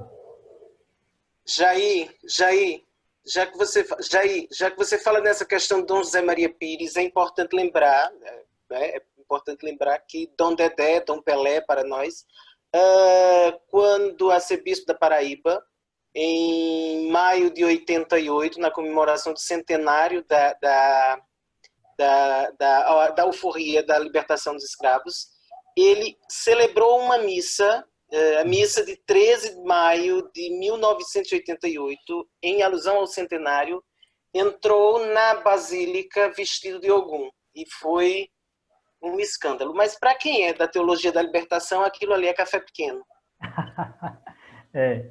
Então, bem, tem essas coisas, assim. Então, a diversidade religiosa, a gente tem que olhar sempre pela riqueza, né? A gente nunca tem que limitar. Essa que eu queria que ficasse bem marcado no coração de vocês, né? É que a gente tem que aprender a ver a riqueza, né? Sempre ver a riqueza, ver a riqueza. Quanto mais tiver, mais diverso, isso é mais rico, né? Então, terça-feira passada, eu estava um pouquinho deprimido, e aí as meninas do Islã souberam disso, e elas marcaram um chá, né? Imagina, no meio da pandemia, e elas marcaram um chá, e disse, olha, a gente quer fazer esse chá, que a gente quer lhe animar. Então, elas fecharam a rua onde teve o chá, na casa onde teve o chá, porque a cada Uber que chegava, saía aquela árabe, assim, toda com os véus esvoaçantes, assim. Aí a irmã xiita, toda de preto, toda... Então, a rua fechou, assim. E isso é que é rico. Não é? Eu sou amigo delas, não porque eu acredito na mesma coisa que elas acreditam, mas porque a gente é amigo. Só isso. A riqueza das relações humanas é muito mais do que isso. É muito mais do que falar a palavra amor. Então, eu posso ser amigo de um índio e ter um amor por ele muito grande, sem esse índio saber nem o que significa amor, e ele também vai amar, independente da palavra. Né? E é isso que a gente tem que colocar na cabeça da gente, né? Essa riqueza. A gente não pode limitar, é sempre abrir, né? Sempre ter uma visão ampla. Né? Quanto mais amplo, quanto mais rico, aí sim, mais eu me enriqueço. Eu amo encontrar com minhas irmãs muçulmanas. Então, elas têm crenças muito diferentes das minhas, né? No budismo, a mulher não é menor do que o homem, né? Ela não está abaixo hierarquicamente, não tem isso, né? Está sempre igual. Inclusive, as monjas se vestem do mesmo jeito. Não tem essa diferença. Mas elas acreditam nisso. Mas quando a gente está tomando chá, conversando besteira, fofocando, rindo, não tem isso. Tem só a nossa amizade, né? E é isso que devia ter, né? Imagina, você conviver lá em Israel, antes do sionismo, existem tribos, existem povos que são judeus e ortodoxos, ultra-ortodoxos e palestinos que conviviam, são amigos, são vizinhos, são amigos. O que você entra dentro de casa e para quem você reza, não me interessa. Né? Então, a gente tem que sempre olhar para a riqueza. Né? Deixa eu só olhar os comentários. Então, os ideais, o Felipe está dizendo, universais, são bem comuns no meio esotérico. Eu vou comentar sobre isso, é muito importante. Como o hermetismo e a teosofia. Exatamente. Esse universalismo vem daí, né? Bebe nessa fonte. Que falam de uma sabedoria divina ou transcendente que reflete em todas as tradições. Nunca havia percebido como isso é uma armadilha. Exatamente, Felipe. Isso é uma armadilha, infelizmente. Tá certo? Infelizmente, isso é uma armadilha. Essa coisa do universalismo bebeu nessa fonte da teosofia e do hermetismo novo, né? Do novo hermetismo. Porque o hermetismo, ele é uma espécie de crença solar, né? Hermes é um deus solar, e aí, lá no Egito surgiu isso, né? O deus Sol, que era colocado como deus único, eliminando o resto das crenças lá no Egito, né? Então, sempre essa crença solar, as crenças solares têm essa tendência de que só existe uma verdade, um Deus, uma direção, e as outras estão olhando para ela, não é? A gente tem que aprender a ver as coisas multidimensionalmente. Então, as coisas são muito plurais, né? Elas são como o universo, como o próprio universo, não tem lado, não tem linha, né? Não tem direção, elas são múltiplas, elas estão, né, soltas assim.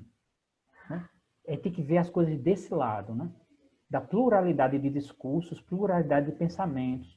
Então, quanto mais a gente conseguir se abrir para isso, mais rico vai ser para a gente. Né? Quando a gente fala de diversidade religiosa, a gente está falando do outro, né? Do bem que a gente pode fazer o outro, mas o bem que a gente pode fazer a gente também. Né? Porque à medida que eu respeito a existência do outro, eu respeito a minha existência. Por que é que eu fui me meter nisso? Por que é que eu fui brigar por isso? Porque como religião minoria, só existem... Oi. Felipe, eu só queria... Posso falar um pouco sobre essa questão do esoterismo? Porque eu realmente nunca tinha percebido isso como uma armadilha, e eu gosto bastante do hermetismo e de outras correntes esotéricas. Essa questão do Deus solar realmente é um aspecto muito marcante dessas tradições, né? De mistérios sobre o Sol, o poder do Sol, o verdadeiro Deus. Mas o hermetismo em si, né? Que tem essa confluência do nome, Hermes Trismegisto, uma influência de Tote. Tote era um deus egípcio, mas era um deus lunar. E esse crescimento do hermetismo, que eu acho interessante, essa base, de certo modo, de respeitar diferentes tradições, e eu vejo que isso não é só no hermetismo moderno, mas no antigo também, porque os textos antigos, eles datam muito do período helenístico, né? O período de Alexandre o Grande, que ele dominou o Egito e a Grécia, e essa confluência de diferentes tradições, que alguns imperadores na época, ele se destacou porque ele permitia, né, que as pessoas tivessem os cultos delas preservados, ele não condicionava uma religião. E outros imperadores, Xerxes, outros, eles tinham também essa prática. E aí, depois da cristianização do Império Romano, né, o cristianismo ele vai passar a ser uma religião imposta, né? E aí começa uma certa luta muito grande por uma supremacia religiosa, né? A partir do cristianismo. Mas eu achei muito interessante essa sua abordagem, porque eu nunca havia refletido sobre essa ótica, né? E a teosofia trazida por Blavatsky, que é mais moderna, ela já vai falar muito, né? Ela tem uma influência muito forte do orientalismo, mas ela vai falar muito disso, né? Que a teosofia é um conhecimento que pode ser encontrado em todas as tradições, e tudo isso é muito belo, mas como você mesmo falou, mesmo o hermetismo, a teosofia não sendo uma religião, isso acaba condicionando muito, né? As lentes de quem reflete isso. E eu quero passar até a pensar mais, assim, até onde o universalismo é perigoso e ele enfim. Então, veja, Felipe, eu vou comentar sobre Alexandre depois, né? Mas que também entra nessa coisa do universalismo, né? Então, veja só, o universo está aí, né? O universo está aí, né? As estrelas estão soltas. Eu posso achar estrelas alinhadas? Posso. Mas isso sou eu que estou olhando elas alinhadas. Se eu olhar, as estrelas estão aqui alinhadas, mas elas estão alinhadas se eu olhar nessa direção. Mas o universo não tem direção. Se eu olhar elas aqui, elas não estão alinhadas. Se eu olhar elas aqui, elas não estão alinhadas. Né? Até o ato de eu dizer que aquela constelação, ali, ó, parece um escorpião. Mas ela só parece um escorpião porque ela está sendo olhada de um determinado lugar da Terra. Se eu saio desse lugar, ela não parece mais um escorpião.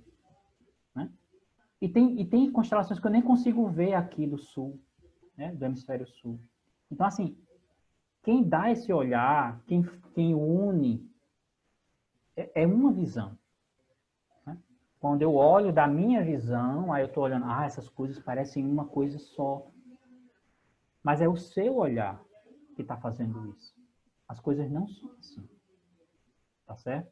E aí você diminui a riqueza da coisa quando você limita a um olhar só. Então, se você consegue, vamos dizer, por exemplo, tem um alinhamento de planetas, né? O alinhamento de planetas é um alinhamento de uma visão dos planetas. Porque se você olhar o universo não tem direção. Então, se você olhar de uma outra direção qualquer, um grauzinho já não estão alinhados. Porque é uma visão. Né? Então, a teosofia, eu vou falar do caso do budismo especificamente, né? Vejam o que o budismo sofreu com a teosofia, né? A teosofia queria fazer esse universalismo, e aí, por exemplo, a teosofia disse que o budismo tinha reencarnação. Por quê? Porque ela queria fundamentar que todas as crenças têm alguma coisa comum. Aí o budismo não tem reencarnação. E hoje, para a gente, para os budistas, é um problema, porque a gente tem que estar sempre desmentindo isso. Nossa, assim, tiver uma plateia de 100 pessoas, pelo menos uma vai levantar e vai perguntar sobre reencarnação. E o budismo não tem nada a ver com reencarnação. Né? Aí ela vai dizer de uma alma. O budismo nem tem alma. Um dos estatutos do budismo, tem 4, assim, que a gente chama 4 9. Um deles é que não existe alma. Aí, como é que vai ter reencarnação se um dos fundamentos 4 é justamente que não existe alma? Atman. O budismo é contra a tradição védica quando ele vai dizer é anatman. Não existe Atman. Não tem Atman. E aí, como é que reencarna se não tem alma? E aí a gente tem que ficar desmentindo isso, porque foi o que a teosofia pregou sobre o budismo. E ela disse que o budismo dizia isso. Mas é aquela coisa, quem tem que falar do budismo é o budismo, não é a teosofia. Né? Agora, eu como budista, vejo o seguinte, quem acredita na teosofia, acredita nisso aí, que o budismo acredita nisso. Mas isso aí não é o budismo, isso é a teosofia. Então eu digo assim, o budismo da teosofia é esse. É o budismo deles, eles têm direito de acreditar que o budismo é assim. Todo direito. Mas quem quer saber o que é que o budismo acredita, tem que perguntar a um budista. E não ler os livros de Blavatsky. Né? Não ler o livro de Hermetismo, não ler o livro. Tem que perguntar para a fonte. Né? Então, quem tem que saber o que é o cristianismo, o que é o catolicismo, tem que perguntar para quem é católico. Né? Para quem estuda o catolicismo, para quem está dentro do catolicismo, quem pratica o catolicismo. Né? Então, mas uma pergunta, dentro disso aí que tu tá falando, você não acha válido o estudo, por exemplo, de religiões comparadas? Porque não. Você não acha isso interessante? Não. Porque quando você compara, você bota uma régua. É isso que eu estou dizendo. Você quer colocar todo mundo igual. E em religiões que não tem parâmetro de comparação, você vai comparar o que com o quê? Você pode comparar o pé com a mão. Ah, tem dedos. Tudo. Mas você vai comparar o pé com a cabeça? Ou o pé com o cabelo? Você não compara coisas que não são iguais. Quando você faz estudo comparativo, você está querendo trazer para o mesmo balaio. Como eu disse, as coisas são o universo. Não é assim. Né? O estudo de religiões comparadas só serve para reafirmar certas coisas de uma determinada crença. Seja ela a teosofia, o hermetismo, seja lá o que for. Os hindus não veem o hinduísmo como a teosofia, como o hermetismo vê. Não veem. Provavelmente os egípcios não veriam, se a crença estivesse viva ainda, não veriam as crenças deles do jeito que as pessoas hoje acham que elas são.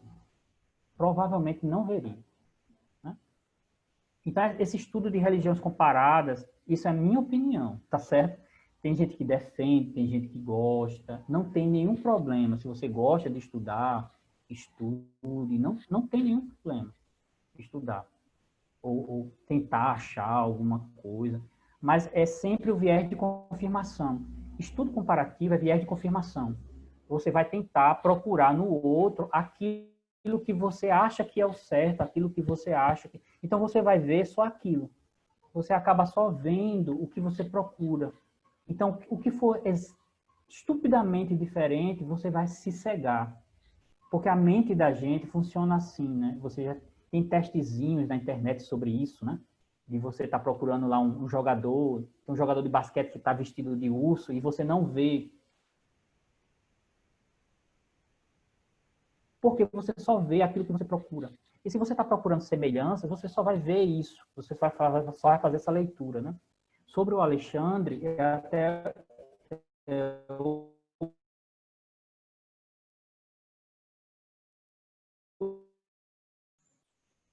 Travou para vocês também? Ah, Sim. tá. Travou, Diana. Travou, né? Caiu. Será que saiu? Caiu? Ivo? Travou aqui. Será que ele tá ouvindo?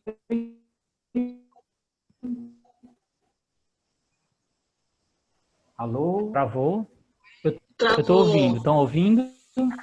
Agora a gente está te ouvindo, mas tua imagem está travada ainda. Estão ouvindo? Sim, mas tua imagem que está travada, mas dá para ouvir.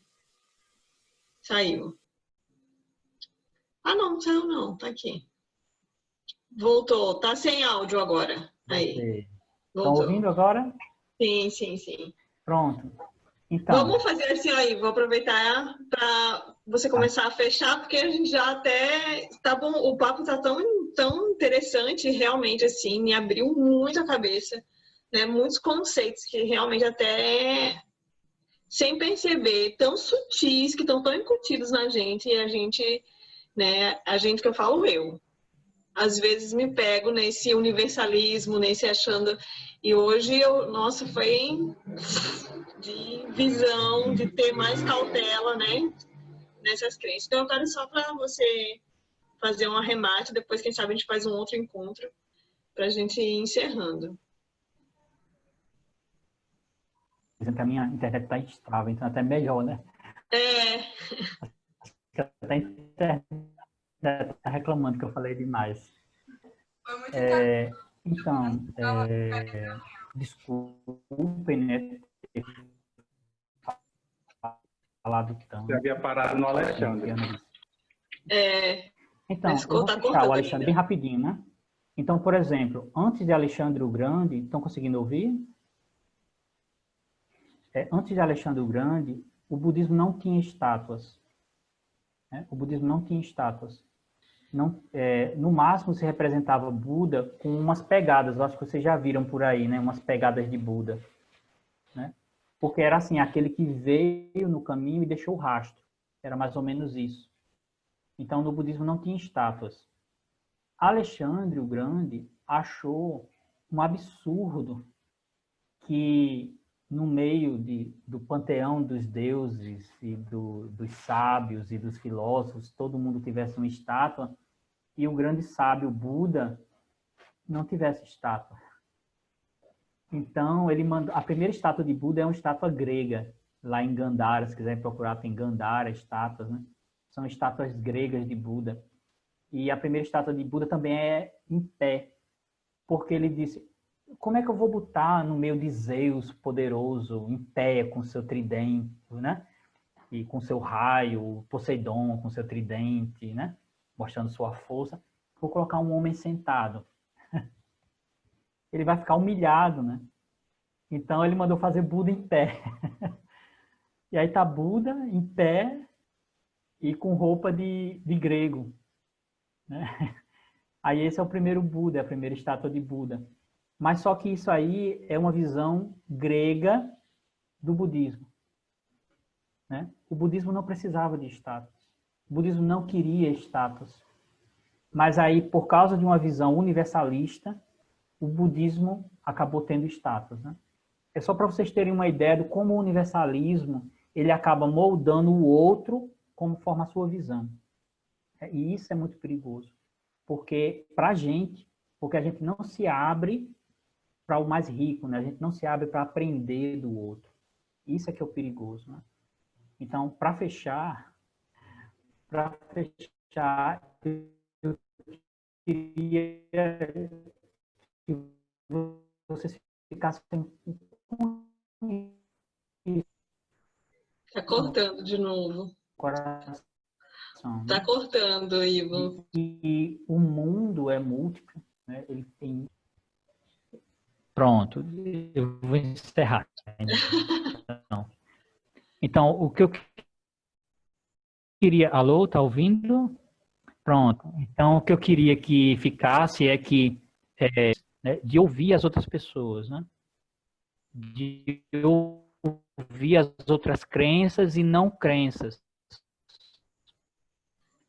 Crenças e não crenças. Sempre colocar isso na cabeça. Né? Crenças e não crenças. E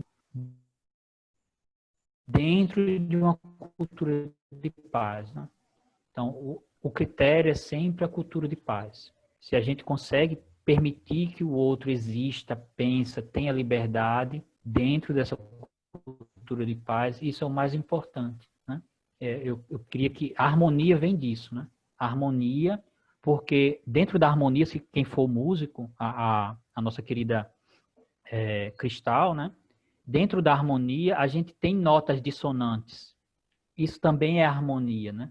A gente tem silêncios, que seriam as não crenças, mas isso é harmonia também, isso faz música, né? Então, ter riqueza é promover harmonia, né? Permitir riqueza é permitir harmonia, as dissonâncias, os acordes e os silêncios. E eu agradeço muito vocês terem me ouvido tanto tempo. Muito obrigado. Obrigado, Diana, pelo convite. Foi muito proveitoso mesmo. Realmente, para mim, pelo menos, foi um grande diferencial no meu olhar para essa questão. Pode ter certeza.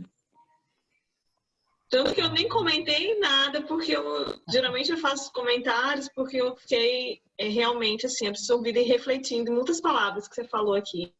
Isso, gratidão mesmo pela partilha. Oi, Tiago. já deixa o convite para o segundo Love Sanga com ele, para continuar esse diálogo interessante. Eu acho que a gente pode abrir, né, para outros tópicos também. Diana, Thiago e Flauber me mandaram, agradeço o convite. Eu olhei assim rapidamente, eu sabia que era o Love Sanga, era de Diana, então ia ser bom. Então eu só vi assim, Tai Chi Chuan budismo. Eu até pensei que ele ia falar sobre Tai Chi Chuan, tinha várias perguntas sobre Tai Chi e práticas energéticas como o Qigong, Qigong. Mas foi muito interessante e se tiver outra dessa, eu adoraria também participar sobre temas relacionados ao Tai Chi. Olha aí, já ficou um tempo. Tá ali, tá a Aline da minha colega de turma. É Olha com o mesmo. bebezinho, que linda. Muito feliz. Foram colegas da mesma turma, verdade. Olha aí, lá com o bebê.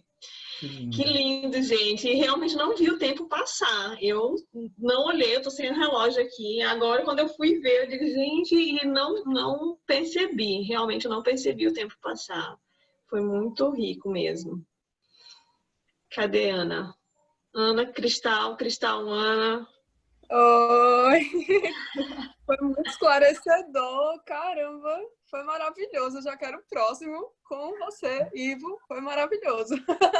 Gratidão, professor. Ele tem lá no Instagram, você fez uma live outro dia, né? Que foi ali, que logo depois da live que eu fiz o convite, realmente, assim, foi bem esclarecedor também. A live que eu assisti tua. E de vez em quando, acho que você está fazendo alguma coisa, Ivo?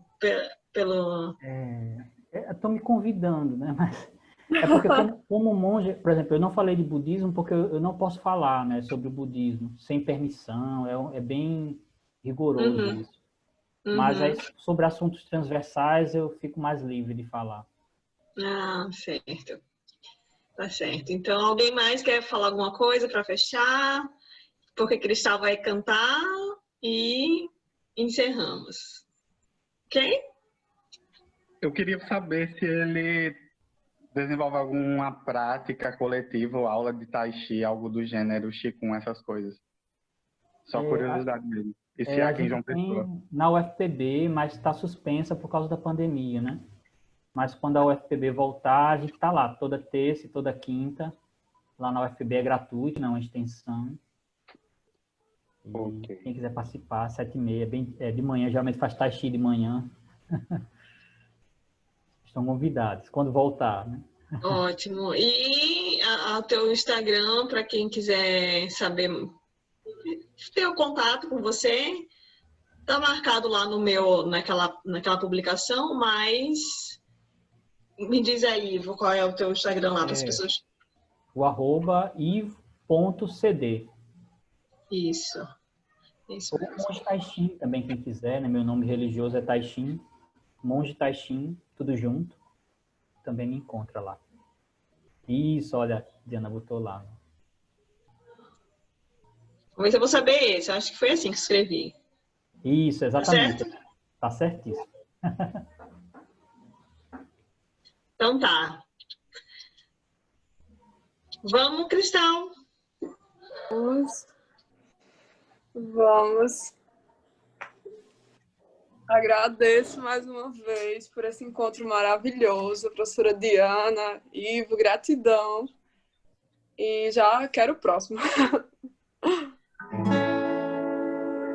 Eu sou a grandeza do universo, as faíscas que brilham na imensidão. De estrela sou chamado muitas vezes grande sol que ilumina a imensidão. E nas alturas eu espero ser chamado para trazer a cura. Preciso ser convidado, sem mais demora já estou ao seu lado. Na mesma hora sinto-se aliviado. Não há verdade que eu não vá escutar. É minha linguagem, basta ela saber falar.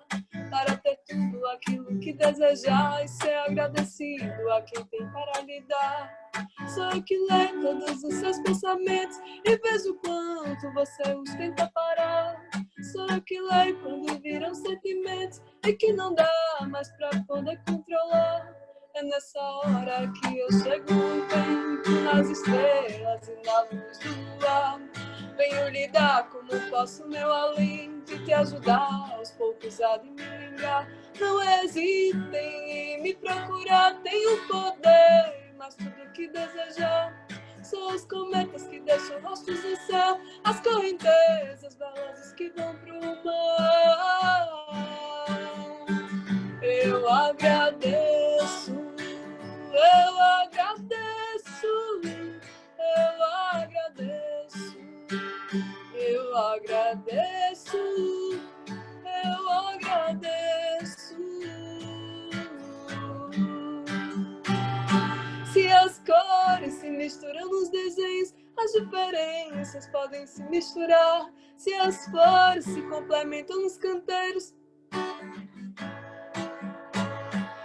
não há melhor, não há grande nem pequeno. O que há é muito o que trabalhar. Cada um fazendo o seu direito. Só alegrias e belezas vão brotar desse jardim cujo eu sou jardineiro. E de amor eu sempre vou regar, mas a fonte desse amor tão verdadeiro, meu herdeiro, quem eu vou sempre cuidar. Só lhe peço verdade e respeito com aquele que te fez e te criou. Esse é um sábio procedimento para poder aumentar o seu valor.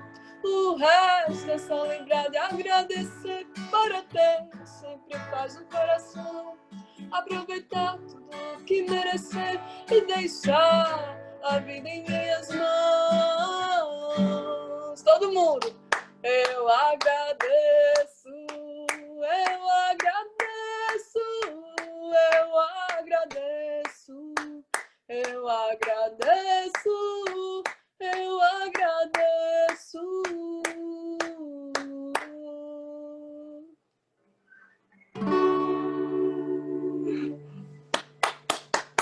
Obrigada, gratidão. Lindo! Gratidão! Gratidão. Gratidão. Eu já vou fazer o convite do domingo que vem. Flaubert, que vai conversar conosco, vai falar sobre fé, peregrinação, sobre lugares místicos, né? Acho que a gente está começando a caminhar por um viés aí de espiritualidade e começamos muito bem hoje. E então o convite já está feito, né? O mesmo link, domingo que vem, e você quiser, se puder, venha também para contribuir conosco aí, eu acho que vai ser bem legal, bem rico. Às 18h30, com o Flaubert Paiva. Não é isso, Flaubert? Então, gente, gratidão, boa noite, gratidão a todos.